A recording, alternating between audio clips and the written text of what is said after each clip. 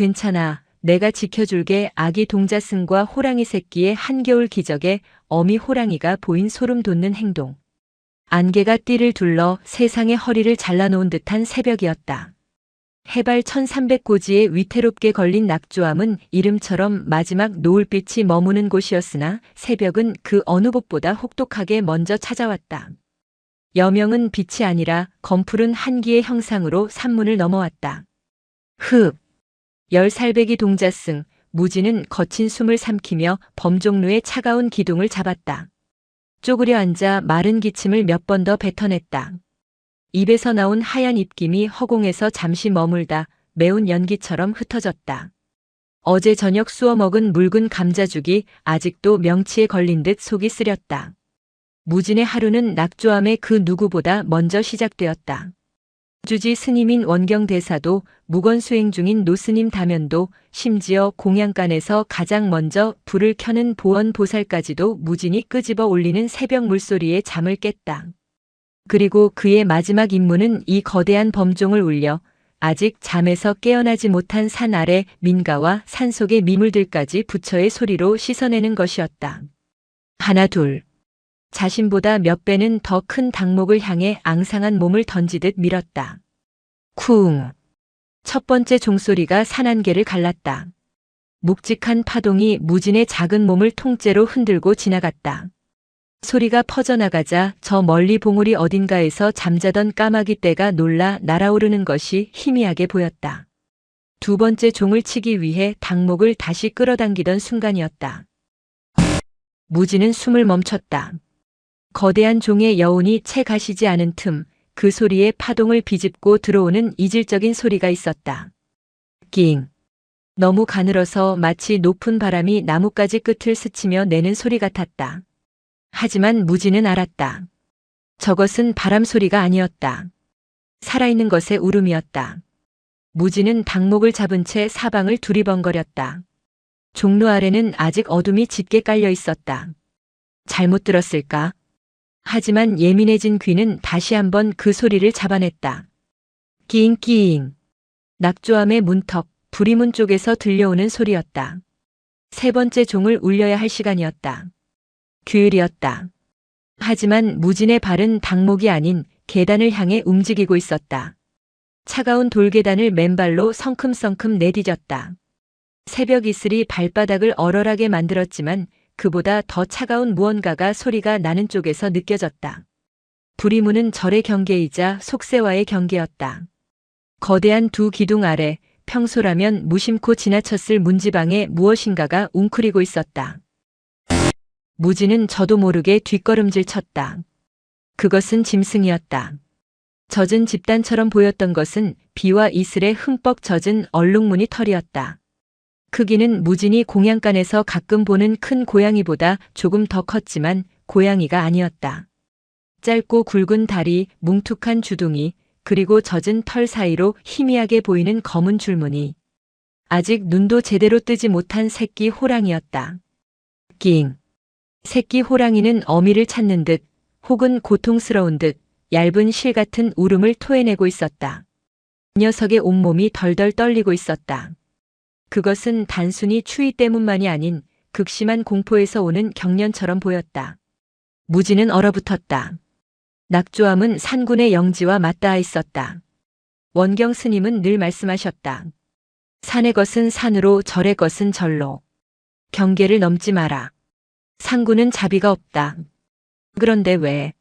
어째서 산군의 새끼가 이 가장 신성해야 할 절의 문턱, 부처의 경계선 바로 앞에 버려져 있단 말인가?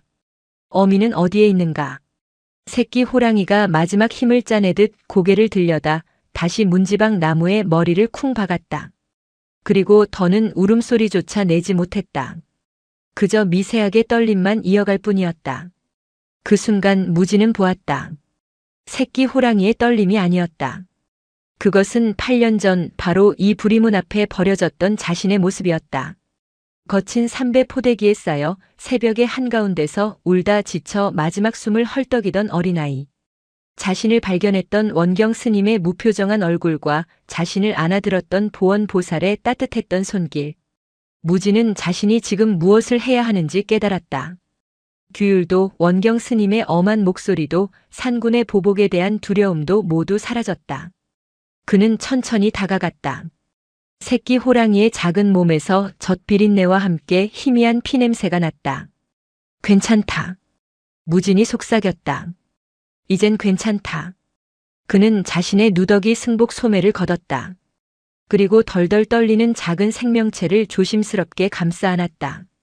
차갑고 축축한 털 뭉치가 품 안에서 파르르 경련을 일으켰다.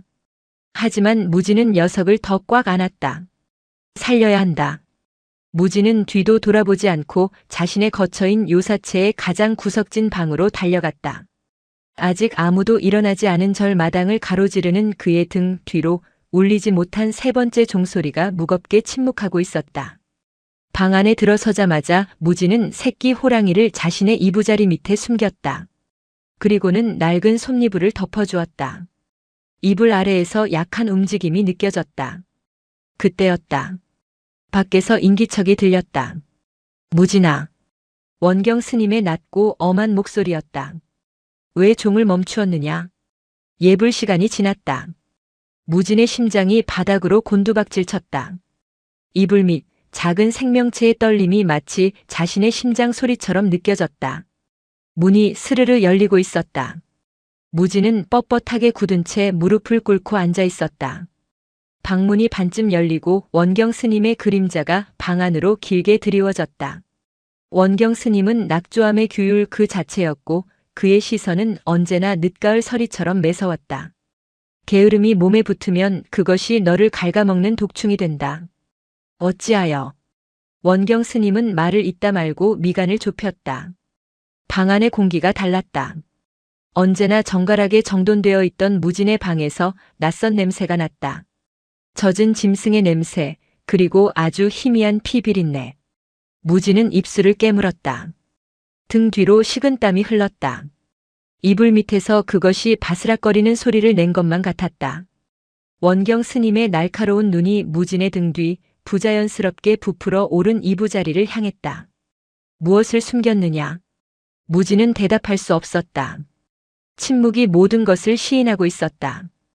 원경 스님이 성큼 방 안으로 들어섰다. 그의 손이 이불을 향해 뻗어왔다. 안 됩니다. 무진이 다급하게 외치며 스님의 팔을 막아섰다. 동자승이 스승의 몸에 손을 대는 것은, 그것도 앞을 가로막는 것은 상상조차 할 수 없는 하극상이었다. 원경 스님의 눈이 차갑게 빛났다. 그는 무진의 팔을 뿌리치고 거칠게 이불을 걷어냈다. 젖은 솜잎을 아래 솜털 같은 털 뭉치가 눈도 제대로 뜨지 못한 채 바들바들 떨고 있었다. 원경 스님의 얼굴이 하얗게 질렸다. 그는 뒤로 한 걸음 물러서기까지 했다. 이것이 내가 감히. 그는 말을 잇지 못했다. 분노가 아니라 차라리 공포에 가까운 표정이었다. 산군의 새끼다. 산군의 새끼를 절 안으로 들여. 내가 지금 무슨 짓을 한 것인지 아느냐. 이 절의 모든 대중을 사지로 몰아넣을 셈이냐. 스님, 죽어가고 있었습니다. 이대로 두면 얼어 죽습니다. 죽고 사는 것은 자연의 이치다. 저것이 죽는 것이 순리일지 아니면 우리가 저것 때문에 죽는 것이 순리일지 내가 어찌 판단한단 말이냐. 당장 내다버리거라. 원래 있던 자리에. 원경 스님의 호통이 새벽의 정적을 깨부쉈다. 무진은 고개를 저었다. 눈물이 뺨을 타고 흘렀다. 그럴 수 없습니다. 스님께서 저를 거두셨듯이 저 아이도. 내가 감히 저 축생과 너를 동일시하는 것이냐? 원경 스님은 손을 들어 무진의 뺨을 내리칠 듯 했으나 간신히 허공에서 멈췄다. 그는 가쁜 숨을 몰아쉬며 방 안을 서성이다가 문을 박차고 나갔다. 아침 공양이 끝나기 전까지 내 놈 손으로 처리하지 않으면 내가 직접 할 것이다. 산채로 불태우는 한이 있더라도 이 절의 재앙을 끌어들일 수는 없다. 문이 닫히고 방 안에는 다시 정적이 찾아왔다. 무진은 그 자리에 한참을 주저앉아 울었다. 품 안의 작은 생명체는 이제 울지도 않고 그저 무진의 손길에 미세하게 몸을 떨 뿐이었다. 어떻게 하지? 무진은 젖은 이불을 걷어내고 새끼 호랑이를 마른 수건으로 닦기 시작했다. 작은 몸에는 상처가 몇 군데나 있었다. 날카로운 것에 긁힌 듯한 상처였다. 사냥꾼이다. 무진의 머릿속에 한 가지 생각이 스쳤다. 어미가 버린 것이 아니다. 어미와 함께 있다가 무슨 일을 당한 것이다. 그는 더는 망설일 수 없었다. 그는 새끼 호랑이를 자신의 가장 두꺼운 겨울 누비옷 속에 넣고 품었다. 그리고 조심스럽게 문을 열고 공양간 뒤편 아무도 찾지 않는 낡은 부목간 부엌에서 쓸 뗄나무를 쌓아두는 창고로 향했다. 그곳에서 무진은 낡은 나무 상자를 찾아내고 그 안에 마른 짚을 깔았다. 새끼 호랑이를 그 안에 내려놓자 녀석은 집 냄새를 맡더니 이내 파고들었다. 문제는 먹을 것이었다. 젖을 먹어야 할 새끼였다. 무진은 아침 공양 시간을 기다렸다. 모든 스님이 대웅전에서 예불을 드리고 공양간에 모였을 때 무진은 끓는 속을 애써 감추며 밥을 떴다. 원경 스님의 시선이 독침처럼 등 뒤에 박혔지만 무진은 모른 척했다. 공양이 끝나고 모두가 흩어졌을 때 무진은 공양간에서 일하는 보원보살을 몰래 찾아갔다. 보원보살은 8년 전 무진을 처음 발견하고 안아주었던 사람이었다. 보원보살님, 무진아, 왜 그러느냐? 아침부터 주지 스님께 야단 맞는 소리가 들리던데. 보원보살은 걱정스러운 눈으로 무진의 헬쑥한 얼굴을 쓰다듬었다. 무진은 더 참지 못하고 보원보살의 치맛자락을 붙잡고 모든 것을 털어놓았다. 보원보살의 얼굴도 하얘졌지만 그녀는 원경 스님과는 달랐다. 그녀는 잠시 깊은 한숨을 내쉬더니 이내 결심한 듯 고개를 끄덕였다. 주지 스님 말씀이 틀리지 않다. 허나 내 말도 틀리지 않지. 부처님 문 앞에서 어찌 생명을 내치겠느냐. 그녀는 공양간 구석으로 가더니 쌀을 빻아 만든 미음에 콩을 갈아 섞은 것을 끓여 식혔다. 그리고 그것을 작은 대나무 통에 담아주었다. 우선은 이것으로 허기를 달래주어라. 젖은 아니지만 기력을 차릴 수 있을 게다. 들키지 않게 조심하거라. 원경 스님 성정을 너도 알지 않느냐. 무진은 뜨거운 대나무 통을 품에 안고 부목간으로 달려갔다. 집더미 속에서 새끼 호랑이는 이미 기력이 다한 듯 보였다. 무진은 손가락에 미음을 묻혀 새끼의 입가에 가져다 댔다. 새끼는 처음에는 고개를 젓고 앙칼지게 무진의 손가락을 깨물려 했다. 이빨은 아직 여물지 않았지만 본능적인 흉포함이 느껴졌다. 하지만 무진은 포기하지 않았다. 그는 자신의 손가락을 억지로 녀석의 입에 물렸다. 먹어. 이걸 먹어야 산다. 제발. 몇 번의 실랑이 끝에 새끼는 마침내 무진의 손가락에 묻은 미음을 핥기 시작했다. 꿀꺽꿀꺽. 작은 목구멍으로 생명이 넘어가는 소리가 들렸다. 그날 이후 무진의 비밀스러운 이중 생활이 시작되었다. 새벽 예불이 끝나면 부목간으로, 아침 공양이 끝나면 부목간으로. 그는 자신의 밥을 반씩 덜어 보원보살에게 가져다 주었고 보원보살은 그것을 콩과 섞어 영양가 있는 죽으로 만들어 주었다. 무진은 새끼 호랑이에게 설이라는 이름을 붙여주었다. 눈처럼 하얀 털은 아니었지만 눈이 시리게 차가웠던 새벽에 만났기 때문이었다. 설이는 무섭게 변해갔다. 처음 며칠간은 무진이 다가가기만 해도 털을 곤두세우고 하악질을 해댔다. 무진의 손등은 온통 서리가 핥힌 상처로 가득 찼다. 하지만 무진은 매일 밤 원경 스님의 눈을 피해 부목간에서 잠을 잤다. 추운 날에는 자신의 이불을 가져와 서리를 덮어주고 자신은 그 옆에서 웅크리고 잤다. 자신의 체온으로 녀석의 체온을 덮여주었다. 그렇게 보름쯤 지났을까? 서리는 더 이상 무진을 경계하지 않았다. 무진의 발소리가 들리면 집더미 속에서 고개를 내밀고 킁킁거렸다. 무진이 손을 내밀면 앙칼지게 물지 않고 거친 혀로 손등을 하차주었다. 무진이 옆에 누우면 서리는 무진의 품속으로 파고들어 골골거리는 소리를 냈다. 원경 스님은 무진이 새끼 호랑이를 처리했다고 믿는 듯 했다. 그는 며칠간 무진을 차갑게 외면했지만 더는 그 일을 입에 올리지 않았다. 무진은 그것이 스님의 마지막 배려일지도 모른다고 생각했다. 하지만 평화는 길지 않았다. 그날 밤 낙조암의 모든 것을 뒤흔드는 소리가 산을 울렸다. 크어엉. 땅이 울리고 절의 기왓장이 떨리는 듯한 포효였다.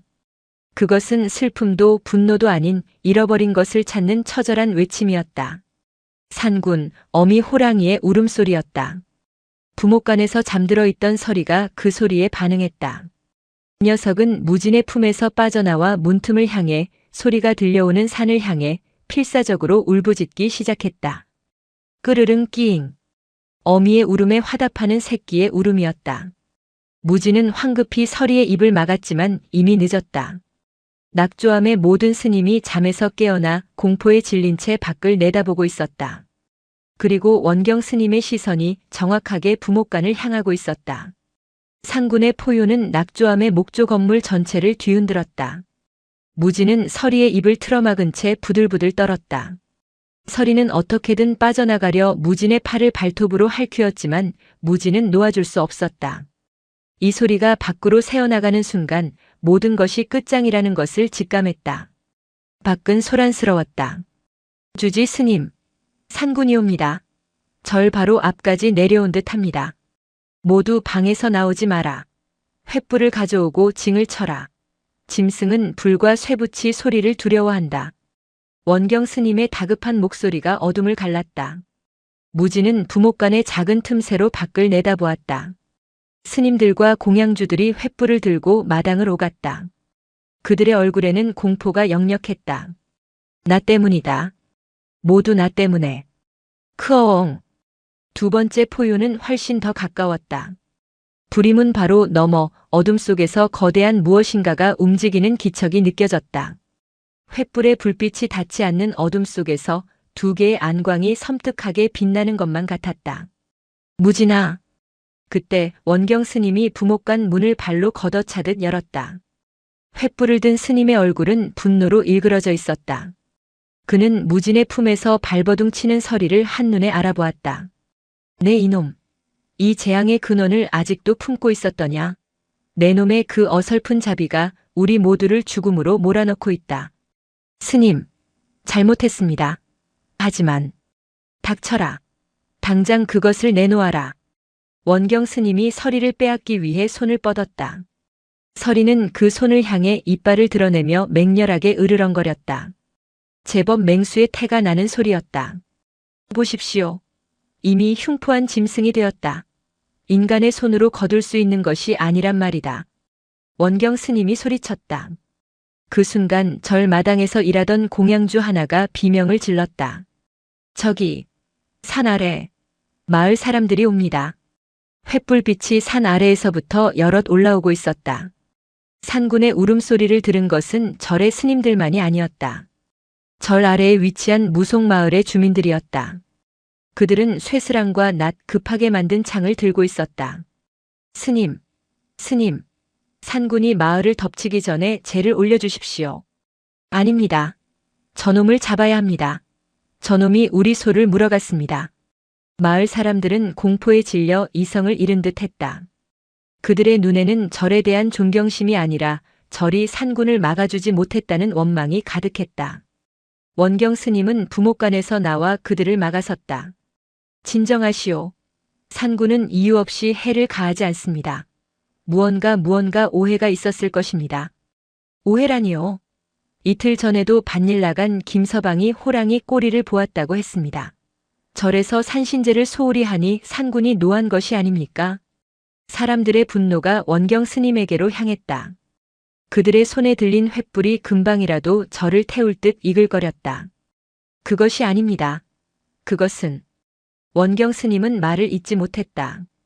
그는 무진의 품에 안긴 서리를 노려보았다. 진실을 말할 수 없었다. 절에서 산군의 새끼를 훔쳐와 어미가 노한 것이라고 어찌 말할 수 있단 말인가. 그때 침묵을 지키고 있던 단 한 사람, 낙조암의 가장 깊은 곳에서 무건수행 중이던 노승다면이 천천히 걸어 나왔다. 그는 1년에 한두 번 방에서 나올까 말까 한 존재였지만 그가 나타나자 소란스럽던 마당이 일순 조용해졌다. 다면 스님은 원경 스님과 마을 사람들을 지나쳐 곧장 부목간의 무진에게로 향했다. 앙상한 나뭇가지 같은 손이 서리의 머리를 향했다. 서리는 으르렁거렸지만 다면 스님의 손길에는 기묘한 힘이 있었다. 서리는 이내 으르렁거림을 멈추고 스님의 손냄새를 맡았다. 다면 스님은 무진을 바라보았다. 그의 눈은 깊고 고요한 연목과 같았다. 그는 아무 말도 하지 않았지만 무진은 그가 무엇을 말하는지 알 수 있었다. 제자리로 돌려놓아라. 다면 스님은 방 안으로 다시 들어가더니 튼튼하게 짠 대나무 바구니 하나를 들고 나왔다. 그리고 그것을 무진에게 건넸다. 그것은 허락도 명령도 아니었다. 그저 해야 할 일을 위한 도구였다. 무진은 눈물을 삼켰다. 그는 서리를 바구니에 넣었다. 서리는 낯선 공간이 싫은 듯 바구니를 핥히었지만 무진은 뚜껑을 닫았다. 무진아. 보원보살이 달려와 무진의 손에 따뜻한 찐 감자 2알과 작은 등불을 쥐어주었다. 그녀의 눈에도 눈물이 고여 있었다. 원경 스님은 그런 무진을 복잡한 눈으로 바라보았다. 산길은 험하다. 날이 밝으면 지금 가야 합니다. 무진이 원경 스님의 말을 잘랐다. 어미가 더 가까이 오기 전에, 마을 사람들이 더 두려워하기 전에 제가 데려다 주어야 합니다. 이 모든 것은 저의 업이니 제가 감당하겠습니다. 10살 아이의 입에서 나온 말이라고는 믿기 힘든 결이었다. 원경 스님은 더는 아무 말도 하지 못하고 고개를 돌렸다. 무진은 바구니를 단단히 짊어지고 보원보살이 준 등불을 들었다. 그리고 어둠이 깔린 부리문을 향해 걸어갔다. 어미 호랑이의 울음소리가 메아리치는 산군의 영지를 향해서 마을 사람들과 스님들이 횃불을 들고 서 있는 마당을 지나 무진은 홀로 어둠 속으로 발을 내디뎠다. 등 뒤에서 느껴지는 수많은 시선보다 등불 앞 한치의 어둠이 더 무거웠다. 산길은 가팔랐다. 이따금 바구니 안에서 서리가 불안한 듯 낑낑거렸다. 무진은 발을 헛디뎌 넘어질 뻔한 고비를 몇 번이나 넘겼다. 어미 호랑이가 어디서 지켜보고 있을지 모른다는 공포가 목덜미를 뻣뻣하게 만들었다. 얼마나 걸었을까? 무진은 이마에 땀을 닦으며 잠시 바위에 걸터 앉았다. 바로 그때 바구니 안에서 서리가 미친 듯이 울부짖기 시작했다. 끼앙, 끄르릉. 그리고 무진의 등 뒤 불과 10걸음도 되지 않는 거리의 덤불 속에서 이 세상의 것이 아닌 듯한 거대한 숨소리가 들려왔다. 흐어. 무진은 얼어붙었다. 등불을 비출 용기조차 나지 않았다. 어둠 속에서 2개의 녹색 불빛이 천천히 떠올랐다. 어미 호랑이였다. 녀석은 무진을 내려다보는 것이 아니라 무진의 등 뒤에 짊어진 바구니를 꿰뚫어 보고 있었다. 공포는 냄새가 있다. 그것은 쇠 비린내와 비슷하면서도 축축한 이끼와 묵은 짐승의 털 냄새가 뒤섞인 원초적인 냄새였다. 그리고 지금 무진은 그 공포의 냄새 한복판에 홀로 서 있었다. 흐어. 숨소리였다. 그것은 무진이 이제껏 들어본 그 어떤 소리와도 달랐다. 바람 소리도 짐승의 울음소리도 아니었다. 거대한 산 자체가 생명을 얻어 그 깊은 골짜기에서부터 한숨을 토해내는 듯한 소리였다. 무진의 손에 들린 등불이 가늘게 떨렸다. 불빛이 닿는 곳은 고작 서너 걸음 앞. 그 너머는 칠흑 같은 어둠, 그리고 그 어둠 속에서 2개의 녹색 촛불이 켜져 있었다. 어미 호랑이의 눈이었다. 그것은 분노나 굶주림으로 이글거리는 빛이 아니었다. 차갑게 가라앉은 바닥을 알 수 없는 심연의 빛이었다. 그 2 눈은 무진을 꿰뚫어 보는 듯 했다. 등에 짊어진 바구니 안에서 설이 미친 듯이 발버둥 쳤다. 끼앙, 끄르르. 어미의 존재를 그 압도적인 기운을 본능으로 알아챈 것이다. 녀석은 어떻게든 어미에게 자신의 위치를 알리려 애썼다. 무진은 숨이 막혔다. 공포가 목구멍을 틀어쥐어 침조차 삼킬 수 없었다. 당장이라도 돌아서서 저를 향해 도망치고 싶었다. 하지만 발이 얼어붙은 듯 땅에서 떨어지지 않았다.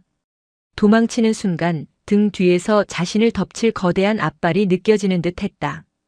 어미 호랑이가 한 걸음 어둠 속에서 걸어 나왔다. 무진은 자기도 모르게 비명 같은 신음을 삼켰다. 달빛이 없었음에도 녀석의 거대함은 어둠을 뚫고 전해졌다. 절 공양간의 커다란 황소보다도 더 육중한 몸체였다. 등불빛이 그 젖은 털과 검은 줄무늬에 부딪혀 섬뜩하게 번들거렸다. 호랑이는 무진을 본 것이 아니었다. 녀석의 시선은 오로지 무진의 등에 매달린 바구니에 고정되어 있었다. 흐르릉. 목구멍 깊은 곳에서부터 끓어오르는 소리. 그것은 경고였다. 내 새끼를 내놓아라. 무지는 떨리는 손으로 바구니를 앞으로 끌어안았다. 이대로 바구니를 내려놓고 도망쳐야 하는가? 아니면 이 안의 새끼를 직접 꺼내주어야 하는가? 무진이 망설이는 그 찰나. 거기 섰거라. 어둠을 찢는 고함 소리가 들렸다. 무진의 등 뒤 산길 아래쪽에 서였다. 저기 있다. 짐승과 동자승 놈이다. 무속 마을 사람들이었다. 10명 남짓 횃불을 든 장정들이 쇠스랑과 죽창을 들고 거친 숨을 몰아쉬며 달려오고 있었다. 그들은 절 마당에서 무진이 홀로 산으로 들어가는 것을 보았다.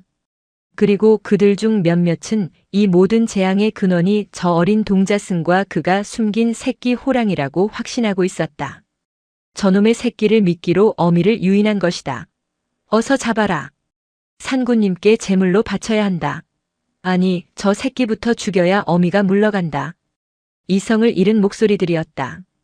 그들의 눈에 비친 것은 부처의 제자도 어린아이도 아니었다. 그저 자신들의 공포를 해소할 희생양일 뿐이었다. 상황은 최악으로 치달았다. 어미 호랑이의 시선이 순간적으로 횃불을 든 마을 사람들에게로 향했다. 크어엉. 아까와는 차원이 다른 하늘을 찢는 포효였다. 그것은 경고가 아닌 명백한 살이었다. 자신의 새끼가 있는 곳에 감히 무기를 든 인간들이 접근하는 것을 용납할 수 없다는 뜻이었다. 마을 사람들도 그 기세에 눌려 주춤거렸다. 무지는 그 사이에 끼어 있었다. 앞에는 새끼를 되찾으려는 어미 호랑이. 뒤에는 새끼를 죽여서라도 재앙을 끝내려는 마을 사람들. 어느 쪽으로 가든 죽음이었다. 무진의 눈에서 뜨거운 눈물이 쏟아졌다. 무서웠다. 하지만 그 순간 무진의 눈에 들어온 것은 어미 호랑이의 눈이 아니었다. 그것은 어미 호랑이의 옆구리에 나 있는 깊은 상처였다. 횃불빛에 언뜻 비친 상처는 아직 아물지 않아 피와 진물이 엉겨붙어 있었다. 다쳤어. 저렇게 거대한 몸으로 저런 상처를 입고도 새끼를 찾으러 이곳까지 온 것이다. 8년 전 자신을 부리문 앞에 내려놓고 떠났을지 모를 어미의 얼굴이 떠올랐다. 무지는 결심했다. 그는 바구니를 앞으로 내려놓았다. 그리고 마을 사람들이 아닌 어미 호랑이를 향해 천천히 한 걸음 다가갔다. 안 돼. 무진아. 돌아와라. 뒤에서 원경 스님의 절박한 외침이 들렸다. 언제 따라왔는지 원경 스님과 다면노 스님이 저만치 뒤에서 이 광경을 보고 있었다. 하지만 무진은 멈추지 않았다. 그는 등불을 바닥에 내려놓았다. 자신은 무기가 없음을, 해칠 의사가 없음을 보여주기 위해서였다. 그는 떨리는 손으로 바구니의 뚜껑을 열었다. 서라. 무진이 새끼 호랑이의 이름을 불렀다. 이제 가거라. 내 어미에게로. 바구니에서 뛰쳐나온 서리는 그러나 어미에게로 달려가지 않았다. 녀석은 겁에 질려 무진의 다리 뒤로 파고들었다. 보름간 자신을 먹이고 재우고 품어준 유일한 온기. 녀석에게는 무진이 어미였다. 어미 호랑이가 이 광경을 보고 있었다. 자신의 새끼가 인간 아이의 다리 뒤에 숨는 모습을. 어미 호랑이의 눈빛이 흔들렸다. 그것은 혼란이었고 알 수 없는 감정의 동요였다. 그때였다. 이성을 잃은 마을 사람 하나가 무진이 자신들을 배신했다고 생각했다. 저 요망한 것, 짐승에게 붙었다. 그가 손에 든 죽창을 어미 호랑이를 향해, 아니, 무진과 새끼 호랑이가 엉겨있는 그 어둠을 향해 힘껏 던졌다. 날카로운 쇠붙이가 바람을 가르는 소리가 밤의 정적을 깼다. 죽창은 어둠 속에 궤적을 그리며 날아들었다. 모든 것이 멈춘 듯한 찰나였다. 원경 스님의 절규도 마을 사람들의 고함도 심지어 짐승의 숨소리마저도 그 순간에는 들리지 않았다. 무지는 본능적으로 움직였다. 그는 자신에게 날아오는 죽음을 본 것이 아니었다. 그는 자신의 다리 뒤에 숨어 떨고 있는 작은 생명체를 보았다. 안 돼. 무지는 몸을 날렸다. 자신의 작은 몸으로 서리를 끌어안고 옆으로 굴렀다. 흑. 죽창이 무진의 어깨를 스치고 지나갔다. 거친 대나무 가시가 승복을 찢고 여린 살갗을 파고들었다. 끔찍한 고통과 함께 뜨거운 피가 어깨를 적셨다. 하지만 창은 거기서 멈추지 않았다. 무진의 어깨를 스친 창은 그 뒤에 있던 어미 호랑이의 앞다리, 정확히는 앞서 입었던 상처 바로 옆을 깊숙이 꿰뚫었다. 콰드득. 뼈에 부딪히는 둔탁한 소리와 함께 산 전체가 울리는 비명이 터져나왔다. 크아악. 그것은 포효가 아니었다. 고통과 분노가 뒤엉킨 짐승의 처절한 비명이었다. 어미 호랑이는 상처 입은 다리를 절뚝이며 뒷걸음질 쳤다. 그 거대한 몸이 고통으로 비틀거렸다. 녀석의 눈이 시뻘건 불길처럼 타올랐다. 마을 사람들은 공포로 얼어붙었다. 그들은 자신들이 무슨 짓을 했는지 깨달았다. 부상당한 맹수는 그저 경계하는 맹수와는 차원이 달랐다. 그것은 죽기 전까지 모든 것을 파괴하는 재앙 그 자체였다. 도망쳐라. 산군이 미쳤다. 누군가 소리치자 그들은 횃불도 내팽개치고 쇠스랑을 버리며 비명을 지르며 산 아래로 도망치기 시작했다. 오직 살기 위한 본능만이 그들을 지배했다. 순식간에 산길에는 무진과 부상당한 어미 호랑이 그리고 겁에 질린 설이 단 셋만이 남게 되었다. 저 멀리 차마 다가오지도 물러서지도 못하는 원경 스님과 다면 스님이 있었다. 무진은 피가 흐르는 어깨를 부여잡고 일어섰다. 눈앞이 핑 돌았다. 어미 호랑이는 앞다리에서 피를 쏟아내면서도 도망치지 않았다. 오히려 무진을 향해 그리고 무진의 품에 안긴 서리를 향해 한 걸음 절뚝이며 다가왔다. 녀석의 입에서 붉은 침이 뚝뚝 떨어졌다. 이제 죽는구나. 무진은 눈을 감았다. 하지만 그는 서리를 놓지 않았다. 이 작은 생명체라도 살려야 한다는 일념뿐이었다. 호랑이가 무진의 바로 코앞까지 다가왔다. 뜨겁고 비릿한 숨결이 무진의 얼굴을 덮쳤다. 무진은 고통과 공포 속에서도 마지막 힘을 다해 입을 열었다. 미안하다. 무진이 속삭였다. 내가 늦어서 미안하다. 아프게 해서 미안하다. 어미 호랑이의 움직임이 멈칫했다. 녀석은 자신을 향해 고개를 숙이고 용서를 비는 이 작은 인간을 물끄러미 내려다보았다. 자신을 공격한 다른 인간들과는 다른 존재. 자신의 새끼를 품에 안고 대신 창을 맞으려 했던 존재. 호랑이는 잠시 무진의 어깨 상처와 자신의 다리에 박힌 죽창을 번갈아 보았다. 그리고 기이한 일이 일어났다. 호랑이는 무진을 공격하는 대신 고개를 숙였다. 인간처럼 허리를 굽히는 인사가 아니었다. 그것은 거대한 맹수가 자신의 목 가장 취약한 부분을 상대에게 내보이는 행위였다. 그것은 맹수의 언어로 할 수 있는 최고의 존중 혹은 복종의 의미였다. 아니, 그것은 승복이었다. 내가 나의 새끼를 지켰음을 안다. 그리고 나를 아프게 한 자들과 내가 다름을 안다. 호랑이는 고개를 숙인 채 끙 하고 낮게 울었다. 그것은 새끼를 부르는 소리였다. 무진은 그제야 자신이 서리를 너무 꽉 안고 있었음을 깨달았다. 그는 천천히 팔에 힘을 풀었다. 설아. 이제 정말 가야 해. 서리는 무진의 품에서 빠져나와 잠시 무진을 올려다보았다. 그리고는 아장아장 절뚝이는 어미에게로 달려갔다. 어미는 거친 혀로 새끼의 온몸을 핥았다. 새끼의 몸에 묻은 인간의 냄새, 그리고 무진의 피냄새를 핥아냈다. 어미는 마지막으로 무진을 한 번 더 바라보았다. 그 눈에는 더 이상 살이도 분노도 없었다. 그저 깊이를 알 수 없는 고요함만이 담겨 있었다. 그리고는 앞다리에 죽창이 박힌 채 절뚝이며 새끼를 입에 물고 어둠 속으로 사라졌다. 두 개의 녹색 촛불이 어둠 속으로 완전히 스며들 때까지 무진은 그 자리에 미동도 없이 서 있었다. 모든 것이 끝나자 참아왔던 고통이 한꺼번에 몰려왔다. 무진은 어깨를 움켜쥔 채 그 자리에 쓰러졌다. 무진아, 무진아. 원경 스님이 하얗게 질린 얼굴로 달려와 무진을 부둥켜 안았다. 다면 스님은 말없이 무진의 어깨에 상처를 지혈하기 시작했다. 무진은 원경 스님의 품에 안겨 멀리 호랑이가 사라진 어둠을 바라보며 의식을 잃어갔다. 무진은 꼬박 사흘을 앓았다. 어깨에 상처가 깊지는 않았으나 대나무 가시에 묻어있던 독과 그날 밤의 한기, 그리고 극심한 공포가 10살 아이의 몸을 놔주지 않았다. 무진은 뜨거운 불덩이 속을 헤매는 듯한 열병 속에서 내내 끙끙 앓았다. 꿈속에서 무진은 계속해서 두 개의 녹색 눈동자를 보았다.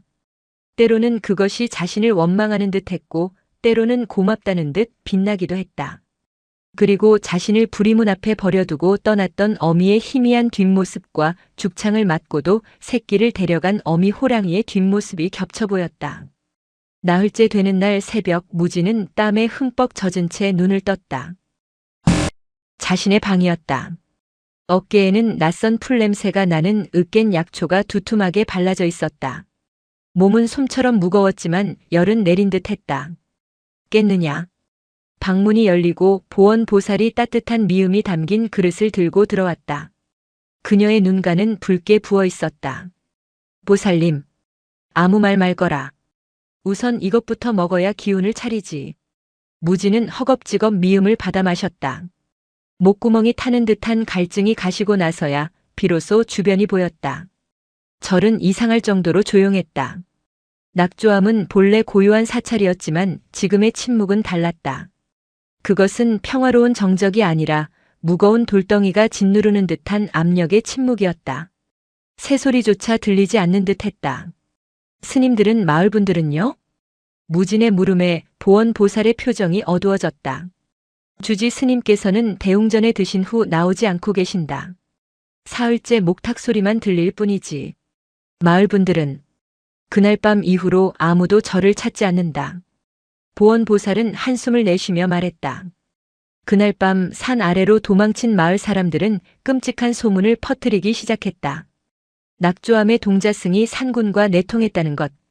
동자승이 제물로 바쳐진 새끼를 가로채 산군의 노여움을 샀고 결국 짐승의 편에 붙어 마을 사람들을 위협했다는 것. 죽창에 맞은 산군이 반드시 보복할 것이며 그 보복의 첫 번째 대상은 산 아래 무속마을이 될 것이라는 공포. 어떤 이들은 내가 사람이 아니라 산의 전기가 뭉친 산동이라 수군대더구나. 산군이 제 새끼를 맡기러 보낸. 무진은 아무 말도 할 수 없었다. 그는 그저 얼어 죽어가는 생명을 구했을 뿐이었다. 하지만 그 결과는 절과 마을 사이의 오랜 신뢰를 깨뜨리고 자신을 이방인보다 더한 괴물로 만들어버렸다. 그는 낙조암의 재앙이 되었다. 그때 방 안으로 그림자가 드리워졌다. 다면 노스님이 서 있었다. 그는 여전히 아무 말 없이 무진의 머리맡에 작은 것을 하나 내려놓았다. 무진이 그것을 집어들었다. 그것은 거칠게 깎아 만든 작은 나무 호랑이였다. 칼집이 서툴러 간 만든 것이 분명했다. 무진이 의아한 눈으로 노스님을 바라보았다. 다면 스님은 무진의 손을 잡아 그 나무 호랑이를 쥔 손을 지그시 감쌌다. 따뜻하고 마른 온기였다. 그리고는 무진의 어깨, 상처가 난 곳을 가볍게 두드렸다. 괜찮다. 내가 한 일은 틀리지 않았다. 말로 하지 않았지만 무진은 스님의 뜻을 알 수 있었다. 무진의 눈에서 다시 눈물이 흘러내렸다. 자신을 괴물로 보지 않는 유일한 시선이었다. 하지만 평화는 그것으로 끝이었다. 방문이 거칠게 열리고 낯선 사내들이 들이닥쳤다. 그들은 무속마을의 장정들이 아니었다. 그들의 복색은 관아의 포졸들이었다. 내가 그 동자승이냐? 포졸의 우두머리로 보이는 사내가 무진을 쏘아보았다. 사흘 전 산에서 호랑이에게 상처를 입힌 자가 있다는 신고가 들어왔다. 또한 그 호랑이가 관아에서 관리하던 귀한 백호의 새끼를 물어갔다는 증언도 있다. 무진은 이해할 수 없었다. 백호라니. 서리는 누런 얼룩무늬 호랑이였다. 무슨 말씀이신지. 시끄럽다. 사냥꾼들의 말이냐 아니면 내 놈의 말이냐. 내 놈이 산군을 부려 사냥꾼들을 해치고 나라에 바칠 귀한 백호를 빼돌렸다는 것이다. 포졸의 뒤에서 낯선 얼굴의 사냥꾼 2명이 비열한 미소를 지으며 서 있었다. 그날 밤 무진은 보지 못했지만 어미 호랑이의 옆구리에 상처를 입힌 자들이었다. 이 아이는 아닙니다. 이 아이는 그저. 보원보살이 앞을 막아섰지만 포졸은 그녀를 거칠게 밀어냈다. 이 동자승을 관아로 압송한다. 상군을 부린 요승인지 아니면 그저 운 나쁜 아이였는지는 관아의 매가 더 잘 알 것이다. 포졸의 차가운 쇠사슬이 아직 상처가 아물지도 않은 무진의 작은 손목을 향해 다가오고 있었다. 쇠사슬이 무진의 손목을 향해 다가오는 순간 공기는 얼어붙는 것이 아니라 팽팽하게 당겨졌다. 쇠붙이의 차가운 소리는 10살 아이의 여린 손목을 묶기에는 너무나 무겁고 난폭했다. 이 아이는 못 데려가네. 그때까지 굳은 듯이 서 있던 보원보살이 끓어오르는 분노를 간신히 누른 목소리로 포졸의 앞을 막아섰다. 그녀는 무진을 자신의 등 뒤로 감쌌다. 관아의 명이다. 비켜서지 못할까 이 노파가. 우두머리 오포교가 으르렁거렸지만 보원보살은 한치도 물러서지 않았다. 관아의 명이 앞뒤 가리지 않고 10살 아이부터 묶어가는 것이었는가. 이 아이는 사흘 밤낮을 열병으로 앓다 이제 막 깨어났네. 어깨에는 창상이 덧나 피고름이 마르지 않았어. 그런 아이에게 쇠사슬이라니. 자네들은 사람의 도리도 잊었는가. 시끄럽다. 인연이 감히 관아의 일을 막아. 오포교가 손잡이로 보원보살의 어깨를 거칠게 밀쳤다. 보살은 비틀거리며 마루 기둥에 머리를 부딪힐 뻔했다. 무진이 비명을 지르며 보살을 붙잡으려 했지만 쇠사슬을 든 다른 포졸이 그 앞을 가로막았다. 그 순간이었다. 탁! 날카롭고 짧으며 모든 소음을 일순간에 잠재우는 소리가 났다. 방 안의 모든 시선이 소리가 난 곳, 문지방에 멈춰 선 다면 노스님에게로 향했다. 그는 언제나처럼 말없이 서 있었지만 그의 손에는 평소 짚고 다니던 대나무 지팡이가 아닌 선방에서 수행자들의 잠을 깨울 때 쓰는 길고 두꺼운 죽비가 들려 있었다. 그가 방금 그 죽비로 마룻바닥을 내리친 것이었다. 다면 스님의 눈은 포졸들을 향하지 않았다. 그는 방구석에서 이 모든 것을 비열한 웃음으로 지켜보고 있던 두 사냥꾼 마씨와 최씨를 응시하고 있었다. 그 시선은 무표정했지만 너무나 깊고 꿰뚫는 듯하여 두 사냥꾼은 저도 모르게 시선을 피하며 주춤거렸다. 이 이노승이 감히. 오포교가 당황하여 말을 더듬었다. 무건수행 중인 노승의 기세에 눌린 것이다.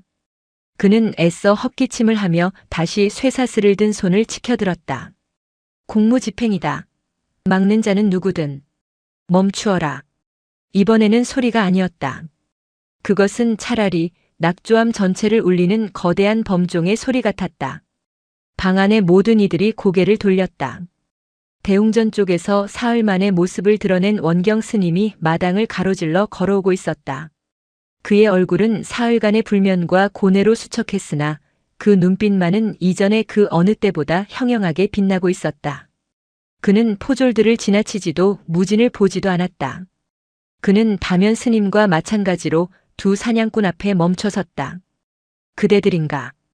원경 스님이 낮고 얼음장 같은 목소리로 물었다. 예, 예, 스님.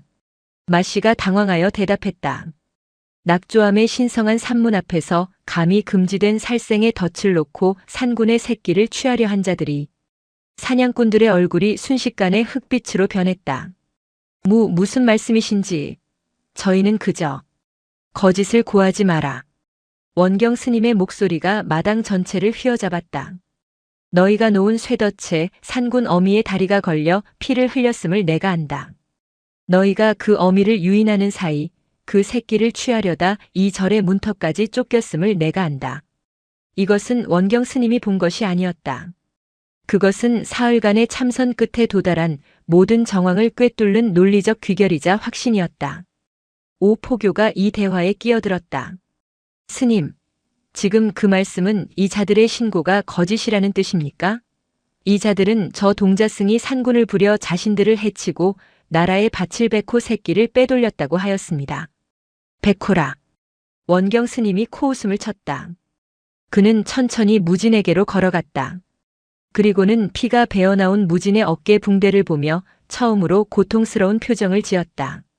그는 무진의 머리에 손을 얹었다. 무진아. 예, 스님. 내가 보았던 아이는 털색이 어떠하였느냐? 무진은 떨리는 목소리로 하지만 분명하게 대답했다. 누렇고 검은 줄무늬가 있었습니다, 스님. 우리가 공양간에서 보는 누렁이와 같은 색이었습니다. 원경 스님은 고개를 끄덕이고 다시 오포교를 향해 돌아섰다. 들었는가? 이 절에 백호는 없었다. 처음부터 있지도 않은 백호를 가지고 관아를 속이고 상을 탐내며 자신의 죄를 덮기 위해 이 어린아이에게 굴레를 씌우려 한 것이다. 사냥꾼 마씨가 분노로 얼굴이 시뻘개져 소리쳤다. 저 요승놈의 말을 믿으십니까? 저놈은 짐승과 한패입니다. 증거도 없이. 증거라. 원경 스님은 자신의 승복 안쪽에서 무언가를 꺼내 마당으로 던졌다. 그것은 짐승의 털이 잔뜩 엉겨붙고 피가 말라붙은 날카로운 쇠덫의 일부였다. 이것은 그대들이 호랑이를 쫓아 도망치던 그 산길에서 우리 스님들이 거둔 것이다. 이 덫이 바로 증거다. 관아의 허가도 없이 산군의 영역에서 덫을 놓은 죄, 그것이 그대들의 첫 번째 죄다. 오포교의 얼굴이 난처해졌다. 그는 이 일이 생각보다 복잡함을 깨달았다. 한쪽은 미천없는 사냥꾼들이고 한쪽은 이 지역 전체의 정신적 지주인 낙조암의 주지였다. 하지만 스님. 설사 그렇다 해도 저 동자승이 산군의 새끼를 숨겨 마을을 이토록 큰 혼란에 빠뜨린 것은 사실이 아닙니까? 어미 호랑이가 창에 맞아 미쳐 날뛰고 있으니 마을의 안전을 위해서라도. 그 혼란은 누가 만들었는가? 원경 스님의 목소리가 다시 한번 모두를 압도했다. 짐승의 영역을 침범하고 새끼를 훔쳐 어미를 자극한 것이 누구인가? 그날 밤 짐승에게 이성을 잃고 창을 던진 것이 누구인가? 그리고 지금 있지도 않은 백호를 들먹이며 이 사태를 키우는 것이 누구인가? 오포교는 완전히 할 말을 잃었다. 원경 스님은 숨을 골랐다. 그는 강경한 태도를 누그러뜨리고 현실적인 타협을 제시했다. 오포교.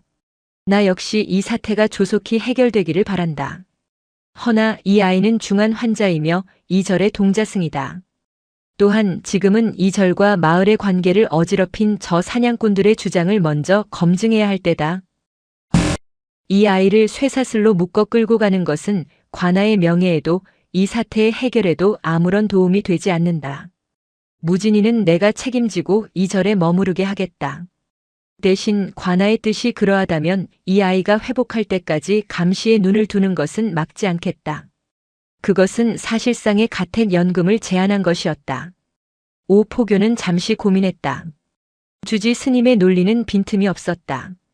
사냥꾼들의 말이 거짓일 수도 있다는 심증이 생겼다.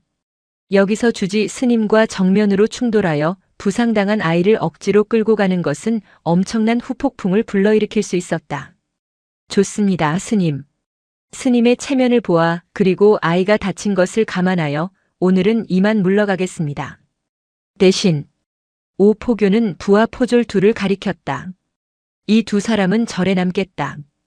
동자승이 한 발자국이라도 절 밖으로 나가는 날엔 그땐 스님의 체면도 없을 것입니다. 그리고 우리는 저 사냥꾼들을 데리고 관아로 돌아가 현감 어른께 이 모든 일을 보고할 것입니다. 부디 스님의 말씀이 옳기를 바라시지요. 오포교는 쇠사슬을 거두고 사색이 된 두 사냥꾼을 밧줄로 묶어 끌고 가기 시작했다. 무지는 그 자리에 주저앉았다. 자신을 묶으려던 쇠사슬은 풀렸지만 이제 낙조암 전체가 자신으로 인해 거대한 감옥이 되어버렸음을 깨달았다. 사냥꾼들이 관아로 끌려가고 오포교가 떠난 뒤 낙조암에는 2명의 포졸이 남았다. 그들은 대웅전 앞 마당이 잘 보이는 행랑채에 자리를 잡고 앉아 노골적인 감시의 눈길을 보냈다. 절의 고요함은 깨지고 그 자리에는 써먹하고 모욕적인 긴장감만이 감돌았다.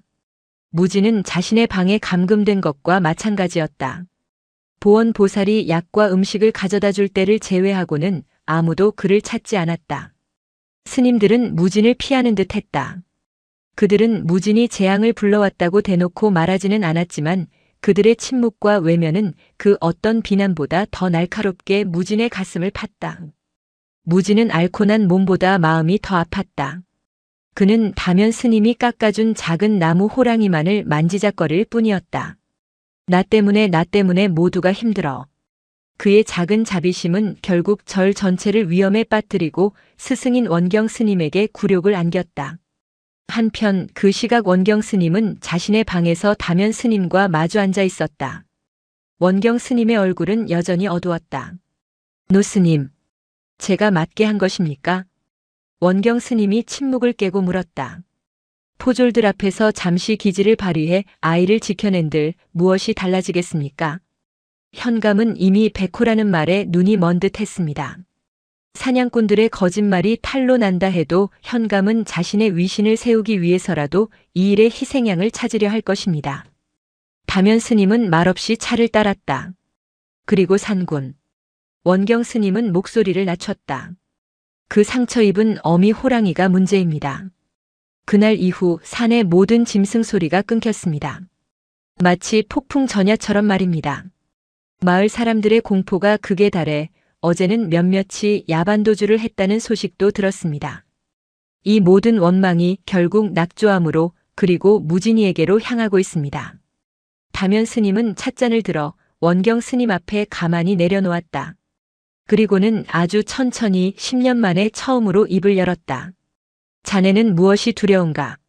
먼지 쌓인 풍경이 처음 울리는 듯 거칠고 마른 목소리였다.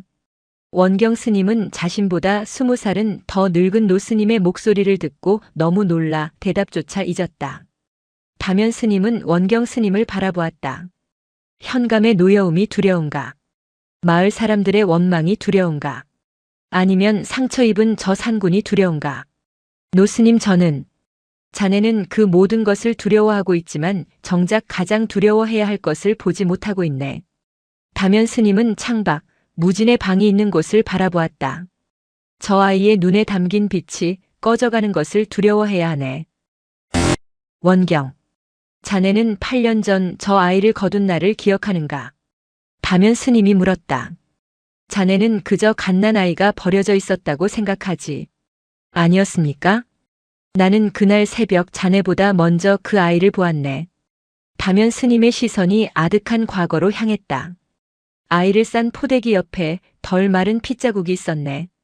아이의 어미가 남긴 것이었지. 그 어미는 아이를 버리고 도망친 것이 아니었어.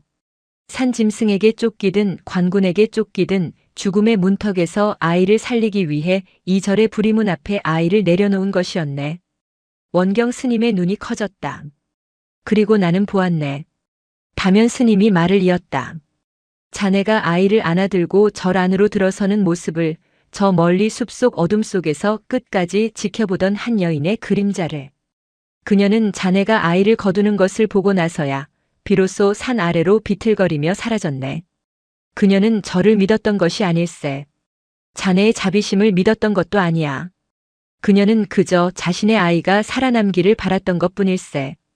원경 스님은 그제야 깨달았다. 무진의 이야기가 지금의 호랑이 이야기와 소름 끼치도록 닮아있음을. 다면 스님이 다시 입을 열었다.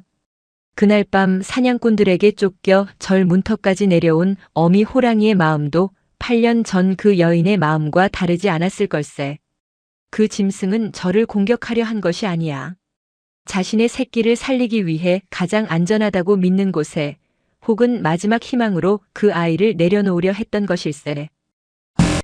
헌데 무진이가 먼저 그 새끼를 품었지. 어미 호랑이는 보았을 걸세. 자신의 새끼를 품어주는 그 작은 손길을.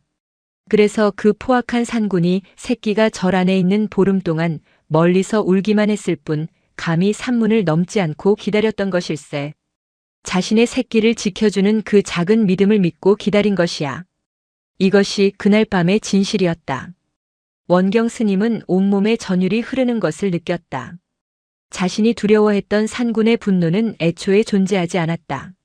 오직 새끼를 살리려는 어미의 절박함과 그 절박함을 알아본 아이의 순수한 자비만이 있었을 뿐이다. 그리고 그 사이에 끼어든 것은 인간의 탐욕 사냥꾼과 오해마을 사람들, 그리고 자신의 두려움 원경이었다. 저는 아무것도 모르고 그저 아이를 꾸짖기만 했습니다. 원경 스님의 목소리가 떨렸다. 이제라도 알았으니 되었네. 다면 스님이 찻잔을 비웠다. 현감이 두려운가? 거짓은 결국 무게를 이기지 못하고 스스로 무너지네. 사냥꾼들의 탐욕이 그들의 거짓을 증명할 걸세. 하지만 산군은 어찌합니까? 그 상처 입은 어미는. 그것이 무진이가 해야 할 마지막 일일세. 그리고 자네가 도와야 할 일이기도 하고. 다면 스님은 자리에서 일어났다. 그리고 원경 스님에게 뜻밖의 말을 건넸다. 자네 산 아래 무속마을의 늙은 의원 허 노인을 아는가? 허 의원이라면 10년 전 역병이 돌았을 때 스님들과 함께 마을 사람들을 구했던. 그렇지. 그에게는 우리가 큰 빚이 있지. 그리고 그 역시 우리에게 빚을 졌고 그에게 사람을 보내게. 산의 것을 고칠 약재가 필요하다고. 원경 스님은 노 스님의 의도를 깨닫고 어둠 속에서 한 줄기 빛을 본 듯한 표정이 되었다. 며칠의 시간이 흘렀다. 낙조암을 감시하는 포졸들의 태도는 점점 더 오만해졌다.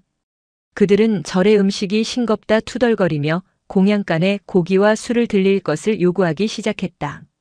보원 보살과 어린 스님들은 모욕감을 느꼈지만 원경 스님은 그저 때가 될 때까지 참으라는 말만 되풀이했다. 무지는 방 안에서 나올 수 없었다.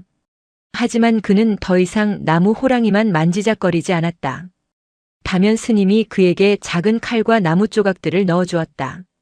무지는 어깨의 통증을 참아가며 하루 종일 무언가를 깎기 시작했다. 묵묵히 마치 그것이 자신의 유일한 업인 것처럼. 원경 스님의 밀명을 받은 사미승 하나가 포졸들의 눈을 피해 한밤중에 산을 넘었다. 그는 무속마을의 허 의원을 만났다. 허 의원은 원경 스님의 서신을 읽고 깊은 한숨을 내쉬었다. 그는 사람을 치료하는 의원이지만 젊은 시절 포수였던 아버지를 따라다니며 산짐승의 생리에도 밝았다. 쇠붙이에 찔린 상처 보름이 넘도록 아물지 않은 깊은 상처라. 허 의원은 자신의 약장에서 가장 귀한 약재들을 꺼냈다. 피를 멎게 하는 백급, 세살을 돋게 하는 유향과 모략, 그리고 짐승의 골문 상처의 특효라는 그가 평생을 바쳐 만든 비밀스러운 고약 한 단지를 내어주었다. 이것을 전해주게. 허나 명심하게. 짐승은 사람의 손길을 거부할 걸세. 약을 전하는 것보다 그 약을 쓰게 하는 것이 1000배는 더 어려울 것이야. 사미승이 약재를 받아 몰래 절로 돌아온 그날 밤 일이 터졌다. 관아에 끌려갔던 사냥꾼 마씨와 최씨가 풀려난 것이다. 현감은 백호의 행방을 찾지 못한 것에 분노했지만 그렇다고 사냥꾼들의 덫을 문제 삼지도 않았다. 그는 이미 사냥꾼들과 결탁한 뒤였다. 현감은 그들에게 마을의 안전을 위협하는 흉포한 짐승을 사냥하라는 공식적인 허가, 즉 호패를 내주었다. 그들의 거짓말이 관아의 탐욕과 결합하여 이제 합법적인 살생 면허가 된 것이었다. 찾았다. 저기다. 그날 밤 달빛이 유난히 밝았다. 사냥꾼들은 포졸들까지 대동하여 횃불 수십 개를 들고 산을 오르기 시작했다. 그들은 더 이상 호랑이를 잡는 것이 목적이 아니었다. 그들은 자신들에게 굴욕을 안긴 낙조암과 자신들의 거짓말을 간파한 원경 스님, 그리고 이 모든 일의 시작인 무진에게 복수하려 했다. 산군이 저 절 근처에 숨어 있다. 저를 포위하라. 그들은 낙조암을 에워쌌다. 절 안에 남아있던 두 포졸도 그들에게 합세했다. 원경주지. 문을 열지 않으면 이 절이 산군과 한패라는 증거로 알고 불을 지를 것이오. 마씨가 절문을 두드리며 악을 썼다. 원경 스님과 스님들은 모두 대웅전 앞마당에 모여 있었다. 그들의 얼굴에는 공포가 아닌 차분한 결의가 서려 있었다. 스님, 어찌합니까? 원경 스님은 무진을 바라보았다. 무진은 어깨에 상처가 터져 다시 피가 배어 나왔지만 아랑곳하지 않고 자신의 방에서 나왔다. 그의 손에는 지난 며칠간 깎아 만든 수십 개의 작은 나무 호랑이들이 담긴 바구니가 들려 있었다. 무진아, 두렵지 않으냐? 두렵습니다, 스님. 하지만 제가 시작한 일입니다. 제가 끝내야 합니다. 무진은 다면 스님에게서 받은 약재 꾸러미를 등에 짊어졌다. 무슨 셈이냐? 문을 열지 않으면. 마씨가 횃불을 절의 낡은 나무문에 가져다 대려던 순간이었다. 크어엉. 절의 뒤편 가장 높은 봉우리에서 모두가 기다리고 또 두려워했던 그 소리가 터져나왔다. 어미 호랑이의 울음소리였다. 사냥꾼들과 포졸들이 일제히 뒤를 돌아보았다. 그리고 그들은 보았다. 절의 지붕 너머 뒷산 바위 위에 거대한 형체가 달빛을 등지고 서 있는 것을. 상처 입은 어미 호랑이였다. 녀석은 절을 내려다보고 있었다. 저기 있다. 잡아라. 활을 쏘아라. 사냥꾼들이 흥분하여 소리쳤다. 하지만 그 순간 어미 호랑이는 다른 곳을 향해 다시 한번 울었다. 그것은 공격의 포효가 아니라 무언가를 부르는 소리였다. 그러자 산의 사방에서 어둠 속에서 셀 수 없이 많은 녹색 불빛들이 나타나기 시작했다. 저것은 늑대였다. 살기였다. 오소리와 너구리, 심지어 거대한 멧돼지 떼까지. 산의 모든 짐승이 마치 산군의 부름에 답하듯 횃불을 든 인간들을 향해 천천히 포위망을 좁혀오고 있었다. 사냥꾼들과 포졸들은 공포에 질려 무기를 떨어뜨릴 뻔했다. 그들은 한 마리의 호랑이를 잡으러 왔지 산 전체와 전쟁을 벌이러 온 것이 아니었다. 이 무슨. 원경 스님은 이 광경을 보고 놀라며 말했다. 산의 모든 짐승이 응답했다. 그것은 환영이 아니었다. 횃불빛이 흔들릴 때마다 어둠 속에서 수백 개의 녹색 혹은 붉은색 눈동자들이 빛났다. 그것들은 일정한 거리를 둔 채 사냥꾼과 포졸들을 완벽하게 에워싸고 있었다. 으르렁거리는 소리, 숲이 바스락거리는 소리가 사방에서 합창처럼 울려 퍼졌다. 그것은 공포 그 자체였다. 인간이 감히 범접할 수 없는 태고의 자연이 내뿜는 압도적인 위협이었다. 이럴 수가. 사냥꾼 마시는 다리가 풀려 그 자리에 주저앉았다. 그는 평생을 산에서 보냈지만 이런 광경은 처음이었다. 이것은 사냥이 아니었다. 이것은 심판이었다. 포졸들 역시 마찬가지였다. 그들은 관아의 힘을 믿고 왔지만 그들의 칼과 창은 이 거대한 산의 분노 앞에서는 한낱 나뭇가지에 불과했다. 저 동자승이 요술을 부린 것이다. 누군가 비명을 질렀지만 그 말을 믿는 사람은 없었다. 그들은 모두 알고 있었다. 저 절 뒤 바위 위에 서 있는 상처 입고도 위험을 잃지 않은 거대한 존재. 산군. 저 짐승이 이 산의 모든 생명을 불러 모았다는 것을. 어미 호랑이는 인간들을 내려다보았다. 녀석의 시선은 마치 이 산의 주인은 나다.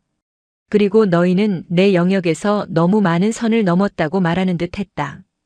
절 안의 스님들 역시 이 믿을 수 없는 광경에 숨을 죽였다. 원경 스님은 자신도 모르게 합장을 했다. 그는 평생을 부처의 가르침을 따랐지만 지금 눈앞에 펼쳐진 것은 불의 힘이 아닌 산의 힘이었다. 혹은 그 둘이 본래 다르지 않다는 것을 깨닫고 있었다. 그때 무진이 움직였다. 무진은 자신을 막아서는 스님들을 지나쳐 굳게 닫힌 절의 산문으로 다가갔다. 무진아, 위험하다. 보원 보살이 울부짖으며 그를 잡으려 했다. 괜찮습니다, 보살님. 무진은 돌아보지 않았다. 제가 가야 합니다. 무진은 끙 소리를 내며 무거운 문빗장을 스스로 밀어 열었다. 삐걱. 오래된 나무 문이 열리는 소리가 짐승들의 으르렁거림과 인간들의 공포 어린 숨소리 사이로 유난히 크게 울려 퍼졌다. 무진이 약재 꾸러미를 등에 메고 작은 나무 호랑이들이 든 바구니를 든 채 홀로 문 밖으로 걸어나갔다. 절 안의 스님들도 절 밖의 사냥꾼들과 짐승들도 모두의 시선이 이 10살배기 동자승에게로 쏠렸다. 무진은 사냥꾼들을 지나쳤다. 그들은 너무 겁에 질려 무진을 막을 생각조차 하지 못했다. 무진은 그들 주위를 에워싼 짐승들 사이를 묵묵히 걸어갔다. 기이하게도 늑대도 멧돼지도 마치 길을 터주듯 무진이 지나갈 자리를 비켜주었다. 무진은 마침내 절 뒤편 바위 아래에 섰다. 그는 자신을 내려다보는 거대한 어미 호랑이를 올려다보았다. 어둠 속에서도 녀석의 옆구리와 앞다리의 상처가 끔찍하게 덧나 있음을 알 수 있었다. 녀석의 숨소리는 거칠었고 고통을 참고 있음이 역력했다. 무진은 아무 말도 하지 않았다. 그는 그저 자신이 지난 며칠간 깎았던 나무 호랑이들을 바구니에서 하나씩 꺼내 바위 아래에 정성스럽게 내려놓기 시작했다. 하나, 둘, 셋. 그것은 무진의 참회였고 기도였으며 약속이었다. 당신의 아이는 무사합니다. 그 아이를 지켜준 당신의 믿음에 감사합니다. 당신을 아프게 한 것이 우리 인간이라 미안합니다. 나무 호랑이 수십 개가 바위 아래에 작은 재단처럼 쌓였다. 그런 다음 무진은 등에 맨 약재 꾸러미를 풀었다. 허 의원이 준 고약과 붕대, 그리고 상처를 씻을 깨끗한 물이 담긴 대나무 통이었다. 무진은 그것들을 바위 위에 올려놓았다. 이것으로 당신의 상처를 씻으세요. 무진이 작은 목소리로 속삭였다. 그리고 다시는 아프지 마세요. 어미 호랑이는 바위 위에서 꼼짝도 하지 않고 무진의 행동을, 그리고 그가 올려놓은 약재를 내려다보았다. 녀석의 녹색 눈동자가 깊게 흔들렸다. 무진은 자신이 할 수 있는 모든 것을 했다. 그는 마지막으로 호랑이를 향해 깊이 고개를 숙여 합장했다. 그리고 천천히 돌아서서 다시 절을 향해 걸어갔다. 무진이 절 안으로 다시 들어가고 원경 스님이 무거운 문을 닫으려는 순간, 크엉! 어미 호랑이가 낮게 한 번 울었다. 그것은 더 이상 분노의 포효가 아니었다. 그것은 대답이었다. 그리고 녀석은 바위에서 뛰어내렸다. 하지만 인간들을 향한 것이 아니었다. 녀석은 무진이 두고 간 약재를 입에 물지도 쳐다보지도 않았다. 대신 녀석은 사냥꾼 마씨가 떨어뜨린 횃불 하나를 앞발로 낚아챘다. 저게. 호랑이는 횃불을 물고 산을 오르기 시작했다. 그리고 믿을 수 없는 일이 벌어졌다. 녀석은 횃불을 사냥꾼들이 자신을 잡기 위해 파놓은 거대한 함정, 그 위에 덮어놓은 마른 나뭇가지 더미 위로 던져버렸다. 순식간에 불길이 치솟았다. 사냥꾼들이 자신들의 탐욕으로 준비한 함정이 이제 그들 자신을 가두는 거대한 불의 장벽이 되어 타오르기 시작했다. 불길은 순식간에 번져 산 아래로 내려가는 유일한 길을 막아버렸다. 산의 짐승들은 그 불길을 보고 천천히 어둠 속으로 물러나기 시작했다. 그들의 임무는 끝났다는 듯이 이제 사냥꾼들과 포졸들은 불타는 함정과 낙조함에 굳게 닫힌 문 사이에 완벽하게 고립되었다. 살려주시오. 스님, 문 좀 열어주시오. 사냥꾼 마씨와 최씨, 그리고 그들을 따르던 포졸들의 절박한 외침은 짐승의 포효보다 더 처절했다. 그들은 자신들이 파놓은 함정이 거대한 불길에 휩싸여 자신들의 퇴로를 완벽하게 차단하는 것을 망연자실하게 바라보았다. 불길은 맹렬했다. 마른 가을 숲에 옮겨붙기라도 하면 그들은 산군에게 잡아먹히는 것이 아니라 이 자리에서 통째로 구워질 판이었다. 산의 모든 짐승은 물러났지만 이제는 불이 그들을 포위했다.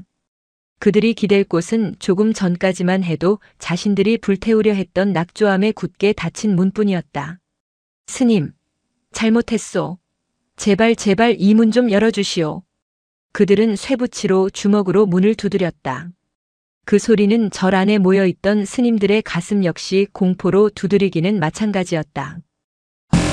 원경 스님은 굳게 닫힌 산문을 노려보았다. 그의 등 뒤에서 어린 스님 하나가 두려움에 떨며 속삭였다. 스님, 저들은 방금 전까지 우리를 절을 불태우려 했습니다. 저들을 들여서는 안 됩니다. 맞습니다. 저들은 짐승만도 못한 자들입니다. 상군이 저들을 심판하려 하는 것입니다. 스님들의 수군거림에는 분노와 두려움이 섞여 있었다. 자신들을 위협하고 무진을 해하려 했으며 이 신성한 사찰을 모욕한 자들이었다. 그들을 향한 일말의 동정심도 남아있지 않았다. 원경 스님 역시 마찬가지였다. 그의 마음속에서는 저 오만하고 탐욕스러운 자들이 불길 앞에서 공포에 떠는 모습을 통쾌하게 여기는 인간적인 분노가 끓어오르고 있었다. 저 문을 열어줄 이유가 없었다. 저들은 관아의 힘을 등에 업고 거짓으로 진실을 덮으려 한 자들이었다. 스님, 불길이 이쪽으로 번지려 합니다. 바람이 이쪽으로 불고 있습니다. 밖에서 들려오는 비명은 더욱 다급해졌다. 원경 스님의 주먹이 분노로 하얗게 떨렸다. 그는 고개를 돌려 자신을 바라보는 대중을 보았다. 모두가 그의 입만 바라보고 있었다. 그때 원경 스님의 시선이 무진과 마주쳤다. 무진은 아무 말도 하지 않았다. 그저 자신을 붙잡고 있는 보원보살의 손을 놓고 천천히 원경 스님을 향해 걸어왔다. 그리고는 스님의 옷자락을 가만히 잡았다. 그 작은 손길. 무진은 스님을 올려다보았다. 그 눈에는 원망도 두려움도 복수심도 없었다. 그저 맑고 고요한 다면 스님의 눈을 닮은 혹은 산군의 눈을 닮은 깊은 연민만이 담겨 있었다. 스님, 문을 열어주십시오. 아이는 말하지 않았지만 그 눈빛이 모든 것을 말하고 있었다. 저들을 심판하는 것은 불이나 짐승이 아닙니다. 그리고 우리도 아닙니다. 원경 스님의 온몸에 소름이 돋았다. 그는 방금 자신의 마음속에서 타오르던 분노의 불길이 밖에서 타오르는 저 불길과 조금도 다르지 않음을 깨달았다. 자신 역시 저들과 똑같이 분노라는 불길에 휩싸여 있었던 것이다. 원경 스님은 눈을 감았다. 그리고 숨을 깊게 내쉬었다. 그는 무진의 머리를 한번 쓰다듬어 주었다. 그리고 굳은 목소리로 명했다. 문빗장을 열어라. 스님, 주지 스님. 저들을 들이는 순간 우리가 위험해질 수 있습니다. 스님들이 반발했다. 위험한 것은 저들이 아니다. 원경 스님이 눈을 뜨고 단호하게 말했다. 지금 이 순간 자비를 잃어버리는 우리의 마음이다. 밖의 불은 언젠가 꺼지지만 마음속에 증오의 불을 심는다면 그것은 영원히 우리를 태울 것이다. 그는 무진의 손을 잡고 직접 문으로 다가갔다. 우리는 부처의 제자다. 중생을 가려받지 않는다. 설사 그 중생이 우리를 해하려 한원수라 할지라도 지금 이 순간 그들은 그저 불길 앞에서 죽음을 두려워하는 약한 존재일 뿐이다. 원경 스님이 직접 빗장을 밀었다. 기익. 문이 열리고 시커먼 연기와 함께 불길에 그을리고 공포에 질린 사냥꾼들과 포졸들이 쏟아져 들어왔다. 그들은 절 마당에 들어서자마자 다리가 풀린 듯 주저앉아 거친 기침을 토해냈다. 마씨는 멍한 눈으로 자신을 내려다보는 원경 스님과 무진을 보았다. 그는 아무 말도 하지 못했다. 그저 고개를 숙일 뿐이었다. 자신을 죽이려 했던 이들이 자신을 살린 것이다. 그가 평생 짐승을 잡으며 쌓아온 모든 자만심과 오만이 이 작은 동자승의 눈빛 앞에서 그리고 이 늙은 스님의 결단 앞에서 산산조각 났다. 그들이 모두 절 안으로 들어오자 원경 스님은 다시 문을 닫았다. 모두가 숨을 죽인 채 밖에서 타오르는 불길의 소리만 듣고 있었다. 그때 저 멀리 모든 것을 지켜보던 바위 위에서 어미 호랑이가 움직였다. 녀석은 인간들이 문 안으로 사라지는 것을 끝까지 지켜보았다. 그리고는 천천히 바위 아래로 내려왔다. 녀석은 무진이 두고 간 수십 개의 나무 호랑이들을 잠시 냄새 맡았다. 그리고 그 옆에 놓인 약재 꾸러미를. 녀석은 허 의원의 고약이 담긴 단지를 아주 조심스럽게 입에 물었다. 그리고는 붕대와 물통은 그대로 둔 채 다시 어둠 속으로 불길의 반대편 깊은 산속으로 절뚝이며 사라졌다. 새벽이 올 때까지 절 안에서는 아무도 입을 열지 않았다. 밖에서는 불길이 모든 것을 태우고 잦아들었고 안에서는 인간의 오만과 증오가 그 불길과 함께 사그라들고 있었다. 새벽이 밝았을 때 낙조암의 문은 다시 열렸다. 밤새 타오르던 불길은 꺼져 있었다. 산 아래로 내려가는 길은 시커멓게 변해 있었고 사냥꾼들이 설치했던 거대한 함정은 숫더미가 되어 있었다. 산의 짐승들은 모두 사라졌고 마치 아무 일도 없었다는 듯 고요한 아침 안개만이 자욱했다. 절 마당에는 밤새 공포와 수치심에 떨던 사냥꾼들과 포졸들이 고개를 숙인 채 앉아 있었다. 그들은 더 이상 무기를 들지 않았다. 그들의 칼과 창은 스님들이 거두어 대웅전 앞에 가지런히 쌓아둔 뒤였다. 원경 스님은 그들에게 따뜻한 죽을 내어주었다. 마씨는 뜨거운 죽그릇을 받아들고 한참을 울었다. 스님 소인이 죽을 죄를 지었습니다. 그는 이마를 바닥에 찌으며 용서를 빌었다. 관아의 현감에게 눈이 멀어 있지도 않은 백호를 만들어내고 산군을 자극하여 이 모든 화를 불러일으킨 것은 자신들이었다. 원경 스님은 그를 일으켜 세웠다. 이미 지난 일이다. 그 죄를 진심으로 뉘우친다면 그것을 갚을 기회는 오늘 다시 주어질 것이다. 원경 스님의 말은 예언처럼 들어맞았다. 그날 정오가 되었을 때 산문 아래가 다시 소란스러워졌다. 이번에는 포졸 몇몇이 아니었다. 붉은색 관복을 입은 현감이 기병 수십을 거느리고 직접 낙조암을 찾아온 것이다. 현감은 이 지역에 새로 부임한 지 얼마 안 된 자로 성격이 불같고 탐욕스럽기로 소문이 자자했다.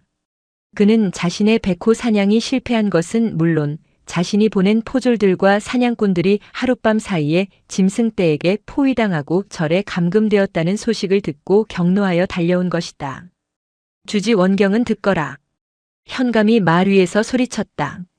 내 놈이 감히 관아의 명을 거역하고 사사로이 포졸들을 감금하였으며 요사스러운 짐승과 내통하여 산에 불을 지르고 민심을 흉흉하게 하였으니 그 죄가 참으로 무겁도다. 당장 문을 열고 나와 무릎을 꿇고 죄를 받으라. 현감의 호통에 절 안의 스님들은 다시 공포에 질렸다. 그러나 원경 스님은 침착했다. 그는 무진의 손을 잡고 다면 스님과 보원 보살 그리고 모든 스님을 이끌고 마당으로 나갔다. 어젯밤 불길에서 살아남은 사냥꾼들과 포졸들도 그 뒤를 따랐다. 현감 어른. 소승이 낙조함의 주지 원경입니다. 원경 스님이 담담하게 인사했다. 현감은 원경 스님의 침착한 태도에 더욱 화가 났다. 네 이놈. 내 놈이 감히. 현감 어른. 어젯밤 이곳에서는 관아의 포졸들이 목숨을 잃을 뻔한 끔찍한 일이 있었습니다. 뭐라? 원경 스님은 말을 이었다. 허나 그들을 위협한 것은 짐승이 아니었습니다. 바로 어른께서 호패를 내어주신 저 사냥꾼들이 설치한 불법 덫과 그들 자신의 탐욕이 부른 불길이었습니다. 네, 내 놈이 지금. 이들은 잊지도 않은 백호를 가지고 현감 어른을 속였으며 산군의 영역을 침범하여 어미와 새끼를 이산하게 만들었습니다. 또한 자신들의 죄를 덮기 위해 이 어린아이에게 누명을 씌우고 급기야는 이 절에 불을 지르려 하였습니다. 현감은 순간 당황했다. 이야기가 자신이 듣던 것과 달랐다. 그는 사냥꾼 마씨를 노려보았다. 마 포수, 저 중놈의 말이 사실이냐? 마씨는 앞으로 나섰다. 그는 잠시 망설이다가 자신을 바라보는 무진의 맑은 눈을 보았다. 그는 결심했다. 그는 현감 앞에 엎드렸다. 현감 어른, 스님의 말씀이 모두 사실입니다. 소인들이 눈앞의 상에 눈이 멀어 잊지도 않은 백호를 고하였습니다. 모든 것은 산군을 자극한 소인들의 잘못입니다. 현감의 얼굴이 시뻘개졌다. 자신이 전적으로 믿었던 사냥꾼들에게 그것도 이 모든 스님과 병사들 앞에서 농락당한 셈이 되었다. 네 이놈. 감히 나를 속여. 여봐라 저놈의 목을.